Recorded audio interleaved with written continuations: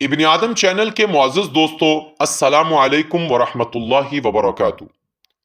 حضور نبی کریم صلی اللہ علیہ وآلہ وسلم کے صحابہ اکرام جو مختلف قوموں، قبیلوں، حسب و نسب، علاقوں اور رنگوں سے تعلق رکھتے تھے۔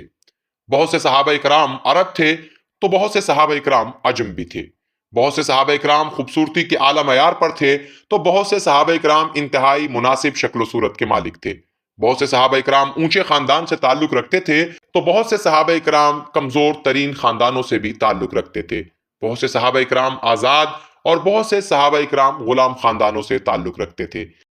ان مختلف نوع صحابہ اکرام میں ایک صحابی رسول حضرت سعد اسود رضی اللہ تعالی عنہ بھی ہیں۔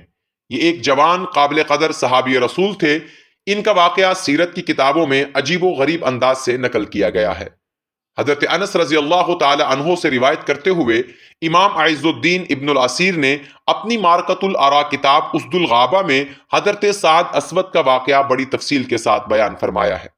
حضرت سعد اسود کے بارے میں روایت میں ہے کہ آپ نہایت کالے اور نہایت ہی مناسب شکل صورت کے مالک تھے۔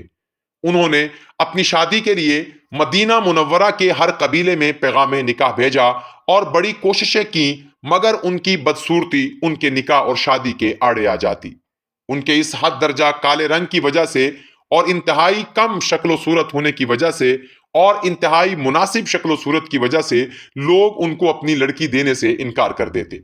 حضرت سعد اسود رضی اللہ تعالی عنہ حضور نبی کریم صلی اللہ علیہ وسلم کے بڑے پیارے صحابی تھے۔ ایک دن نبی علیہ الصلوۃ والسلام کی خدمت میں حاضر ہوئے اور حاضر ہو کر عرض کرنے لگے، اے اللہ کے رسول، کیا میرا کالا پن اور میری بدصورتی مجھے جنت میں داخل ہونے سے روک سکتی ہے؟ تو نبی علیہ السلام نے ارشاد فرمایا کہ اگر تم اللہ اور رسول پر ایمان لا چکے ہو اور تقوی اور پرہیزگاری کا راستہ اختیار کر چکے ہو تو ایسا ہرگز نہ ہوگا، بلکہ اللہ کے یہاں تمہارا بہت بلند مقام ہوگا اور تمہارے لیے جنت میں داخلہ لازم ہے۔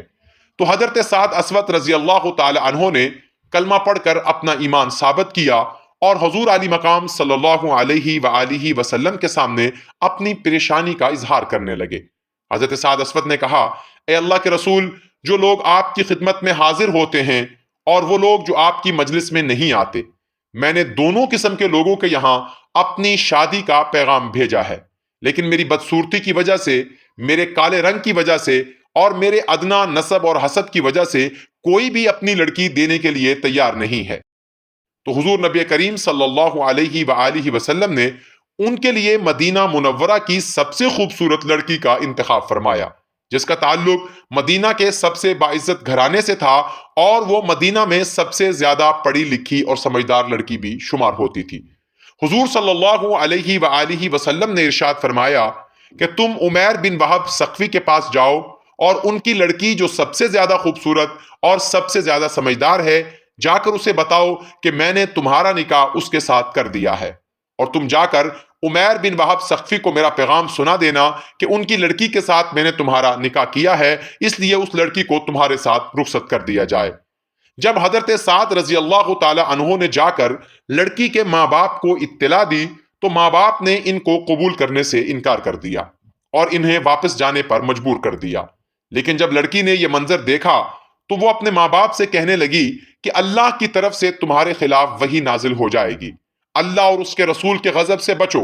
میں تو اپنے لیے اسی کو پسند کروں گی جس کو اللہ اور رسول نے میرے لیے پسند فرمایا ہے۔ اس لڑکی کے بھی کمال ایمان کی انتہا ہو گئی کہ اس نے دلوں کو دیکھا، صورت کو نہیں دیکھا، اللہ اور رسول کی خوشنودی کو دیکھا، اپنی منشا اور اپنی خواہش اور اپنے ماں باپ کی مرضی کو نہیں دیکھا۔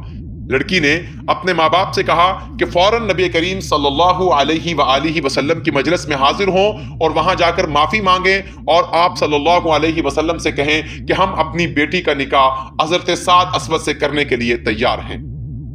جب لڑکی کے ماں باپ حضور صلی اللہ علیہ وسلم کی مجلس میں گئے تو حضور علی مقام نے پوچھا کہ تم نے میرا بھیجا ہوا آدمی واپس کر دیا؟ تو انہوں نے شرمندگی کا اظہار کیا اور توبہ کی اور معافی مانگنے لگے اور عرض کیا کہ ہم کو شبہ ہوا کہ انہوں نے کہیں جھوٹ نہ کہا ہو، ہم تو آپ کے تابع ہیں اور ہم ان کو اپنی لڑکی دیتے ہیں۔ چنانچہ ماں باپ نے اپنی چہیتی بیٹی کو حضرت سعد اسود کے حوالے کر دیا۔ لڑکی نے ماں باپ سے کہا تھا کہ جب اللہ اور رسول کوئی فیصلہ فرما دیتے ہیں تو اس میں کسی دوسرے کو اختیار نہیں ہوتا، اور لڑکی نے اپنے والدین کو یہ آیت بھی پڑھ کر سنائی، سورہ احزاب آیت نمبر 36 پارہ نمبر 22، وما كان لمؤمن ولا مؤمنة اذا قضى الله ورسوله امرا ان يكون لهم الخيرة من امرهم ومن يعص الله ورسوله فقد ضل ضلالا مبينا۔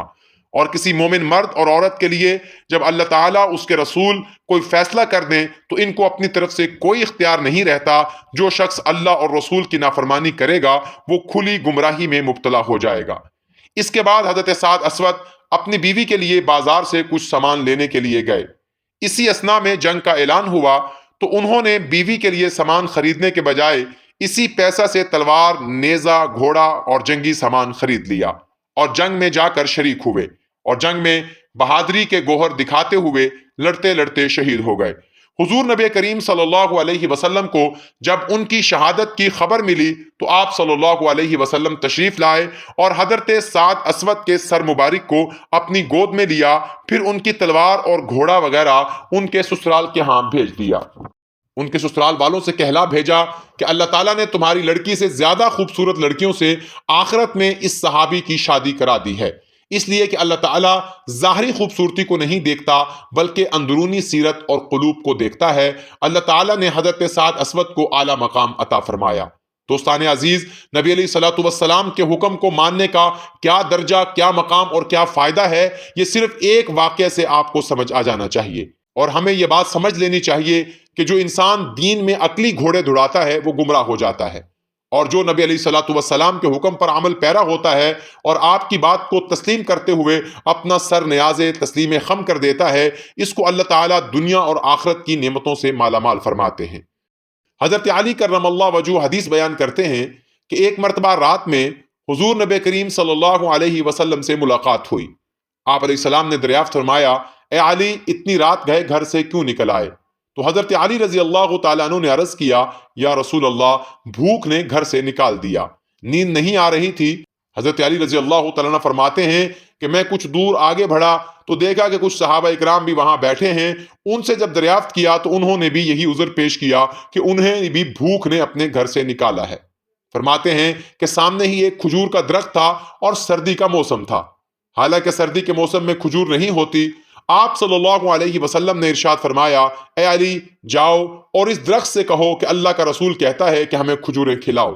حضرت علی رضی اللہ تعالی عنہ درخت کے قریب گئے اور فرمایا، اے درخت، اللہ کا رسول کہتا ہے کہ ہمیں کھجور کھلاؤ۔ حدیث پاک میں ہے کہ درخت کے پتوں سے کھجوریں گرنے لگیں۔ حضرت علی رضی اللہ تعالیٰ عنہ دامن بھرا اور نبی کریم صلی اللہ علیہ وآلہ وسلم کی خدمت میں پیش کیا، جسے وہاں موجود تمام صحابہ اکرام نے سیر ہو کر کھایا۔ دوستان عزیز، نبی علیہ الصلوۃ والسلام کے حکم پر چوں چراں کرنے کے بجائے اس کو تسلیم کرنا اور سر نیاز تسلیم خم کر لینا اس بات کی علامت ہے کہ آپ پکے مومن ہیں۔ اللہ تعالیٰ سے دعا ہے کہ ہمیں آقا علیہ الصلوۃ والسلام اور اللہ تعالیٰ کے حکموں کا پابند بنائے اور ہمیں اپنی خواہشات سے بچتے ہوئے اسلام کے احکام پر عمل پیرا ہونے کی توفیق عطا فرمائے۔ دوستان عزیز، اگر آپ کو یہ ویڈیو اچھی لگی ہے تو اپنے دوستوں کے ساتھ شیئر کریں اور ہمارے چینل ابن آدم کو سبسکرائب کریں تاکہ ایسی اسلامی معلوماتی منفرد اور مستند ویڈیو آپ تک پہنچتی رہیں۔